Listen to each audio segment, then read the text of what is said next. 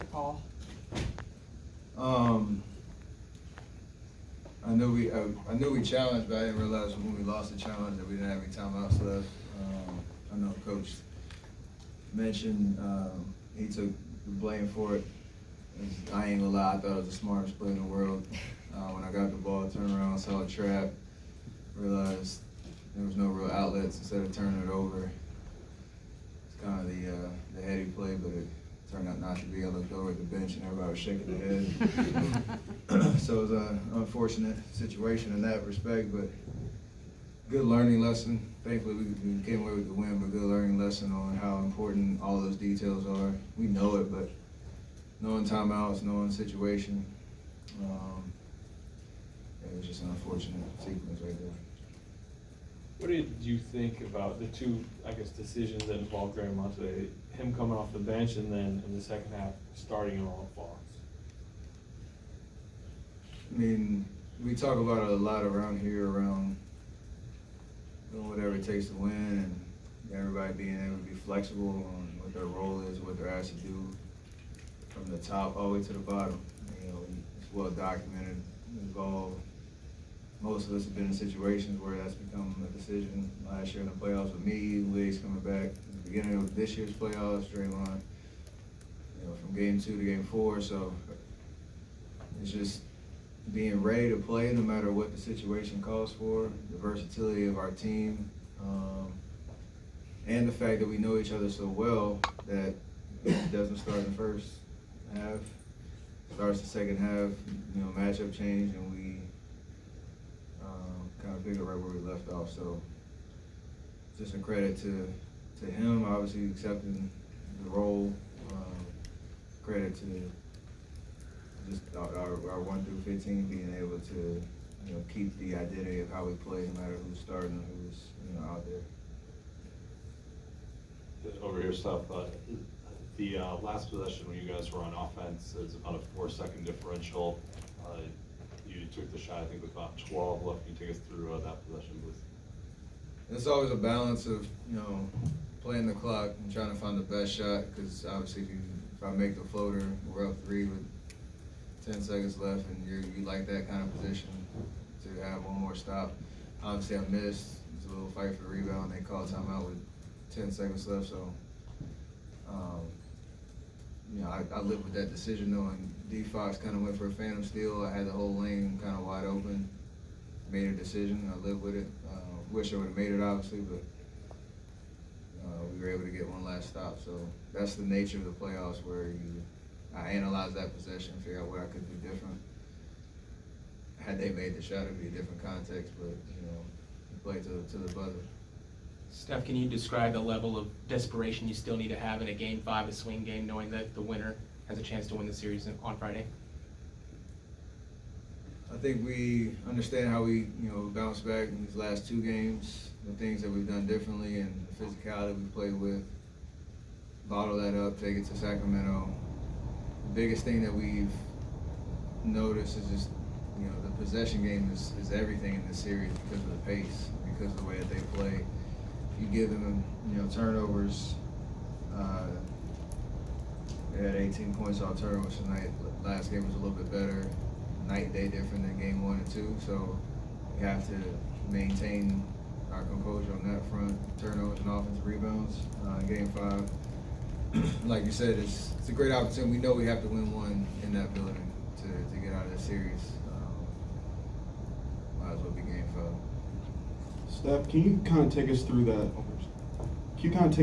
Final stop? Getting Fox to give up the ball and the communication that you and Dre had to have together in that moment. I think it's just about being one step ahead. They knew, based on where I was, they were going to try to bring me to the pick and roll. And all you want to do is just try to keep a body in front of Fox. You know that down 1, they're in the bonus, you can't foul, and they're probably going to get a shot off. It's just you want to make it as tough as possible.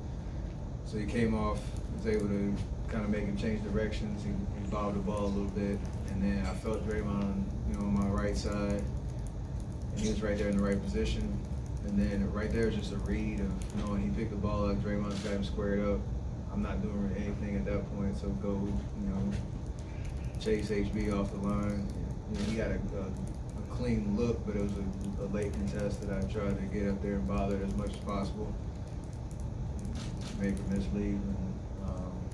You just want to just think as much as possible through that 10 seconds before the shot gets up, because you just need one stop. Steph, Draymond said that after the game 3, he came and talked to you and, thanked you for having his back, and as you noted, he just, by coming off the bench, it's kind of a part of a long Warriors history during this run of people going back to Iguodala, being able to sacrifice their ego. Does even though you obviously don't want him to be suspended, but did that whole thing kind of snap your culture? Like, has it been a force of like reminding you guys who you are, or maybe you don't need a reminder? The reminder was being down 0-2, but definitely up the ante with, without him in game 3, understanding how important that game was, because you talked about it, you lose that game, the series is pretty much over. No teams come back from 0-3, so gave ourselves an opportunity to win a big game tonight, and he was a monster on defense. Just kind of plugging holes and being the disruptor that he is. And to your point, that's exactly how we need to play. Everybody just being ready to, take advantage of their minutes and, do what they're asked to do when they're called to do it. That's the only way we get out of this series and do anything special this year in the playoffs. Just the way that we're built and the way that we're constructed and the history of how we've done things over the years. Steph played 43 minutes tonight. Is this a case where you're telling Steve, hey, it's okay, press the minutes? Is he communicating with you? Do you have to approach the timeouts differently? He mentioned, I think, a couple days that you're kind of closing your eyes and almost meditating through some of your rests. Is there any different thing that you're feeling when you know you might be playing 40, 41, 43 a night? It's the whole routine and process of how you get ready for games, how you take care of yourself from a recovery standpoint in between games, and in the game when you come out, whether it's timeout and you're going back out there, or your breaks coming, being really intentional about maximizing the rest while you're over there. I know my rotation when I'm most likely coming out, quarters 1 through 3, and then based on how the game is, being prepared to play the whole fourth, like I did tonight, and would have done it had the game been closer, game 3. So I feel fine, and there hasn't been any conversations about I need to come out or I'm playing too much, because we understand how important this moment is. Hey Steph, they in the fourth quarter they erased your 10-point lead and ended up taking the lead. After that, you scored 7 in the next 8 points for your team. Is that an active decision to start looking for your own shot a little bit more? It might not look like it, but I'm always looking for my shot. Just because there's always going to be a double team or a trap or a lot of attention. So me not shooting does not mean I'm being passive. It just means you're reading the defense to make the right plays, to get the ball moving, to welcome the attention or the double teams and finding open shots for other guys. But the more you do that over the course of 48, the harder it is to defend, and more likely I'll find some openings. And then you always got to be ready and confident that you can knock those shots down. So, Clay had some timely ones in the third quarter. He had a big one in the fourth. I was able to hit a couple. It doesn't really matter when it comes. It's just always staying aggressive, even though it might not be, always with me in and out with a shot. Steph, the Kings made 11 of 27 shots in three-point territory in that first half, and it looked like they was ready to roll because they haven't been shooting particularly well in that area. But in that third quarter, they only had one attempt and they made that. Keegan Murray made that. What was the Warriors doing to prevent them, from getting off like that? Because one attempt, that's remarkable. I mean, Defending that is. Regular season, they play a certain style that De'Aaron Fox can drive lanes and kick out the guys. He's obviously super fast, super talented. He had 38. He was pretty efficient all night. Keegan got off first time all series, and we need to figure out how to slow that down because he changes the dynamic of how they play when he's a threat from three. But for the most part, we've done a really good job of just trying to make them work for those type of looks. Sticking to our game plan. So I think obviously the way that they shot the ball, kept them in it, kept the momentum, or they gained momentum at certain points of the game because they got hot from threes.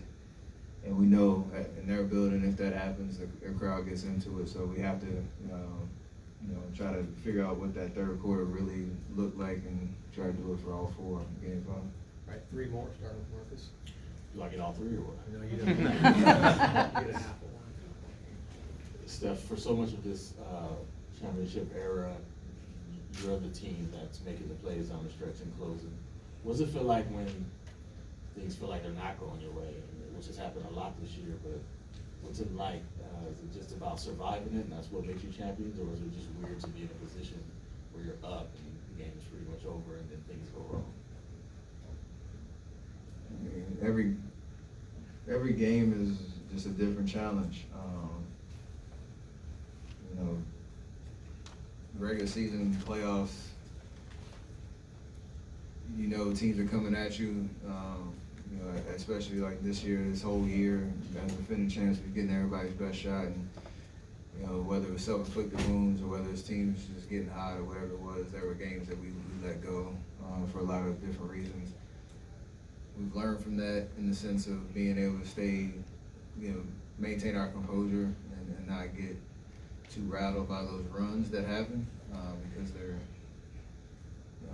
Sacramento's a really good team, and the way that they started the fourth quarter early in the year might have wrecked us a little bit because we didn't really respond well. So, trying to learn our lessons and stay composed, understand it's a long game, and the biggest thing for us is when we settle down and don't turn the ball over, usually good things happen. I think that's the one thing that was our Achilles heel.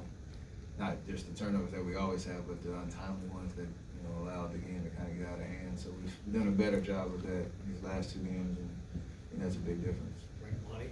Stephanie, you guys were down at the half, come out in the third quarter, and you dominate the third quarter. Defense better, rebounding better. What was behind the energy that came out in that third quarter?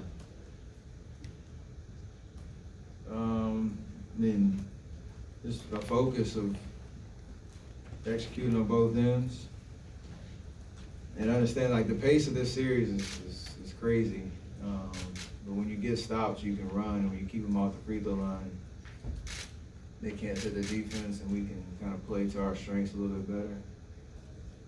And a lot of that was Clay. Clay played amazing that third quarter. He hit some big shots for us. So, and the way that we finished the quarter was huge, which has been another part of our struggles in terms of, a 6-point lead turning into 2, or a 2-point lead turning into a 4-point lead for them, or certain things like that. We went from close it out the way we did that last possession. Allowed us to have a little bit of breathing room, even though they made that run to start the fourth. So all those details matter. Right, last one. Steph, so Andrew Wiggins got 4 blocks, including Bob blocked Fox shot. What do you think about his defense? Playoff Wiggs, two-way Wiggs, all the different nicknames that he's established since he's been here. Huge part of our success and the way that he can influence games, not just scoring the basketball. So it's easy to forget this is only his 4th game back since February, and starting to find his legs and find his confidence. His endurance to play 38 minutes and chase D Fox around all game, so we love to see it. I lied, one last one. Thanks, Go ahead. Raymond. Thanks. With Clay driving and dishing out the last, half of game 3 and then again today, Steph, how much has that opened up the floor? It seemed like you guys were making so many snappy, quick passes that just led to good things. They turned up the pressure on us to start this game. It seemed like everybody was getting pressured out to almost half court, it felt like. They were just trying to disrupt our patterns. So the lane was relatively wide open, but doesn't mean you can always get all the way to the basket. So, you know, being able to see, you know, those lanes, drive, like you said, find the open guy on the weak side, that domino effect that happens. We love to play that way because usually the ball's gonna find the right guy for an open shot and the easy shot. So Clay, knowing he's such a threat to shoot the ball from the perimeter, when he's decisive, when he gets into the lane, you know, it's just another way for us to create good offense. And usually that means we're getting good shots up instead of, you know, rushing or turning it over or settling. So just gotta, you know, we trust him with the ball in his hands and keep doing it. Great, thank you. Thanks, Thank you, Steph. Steph.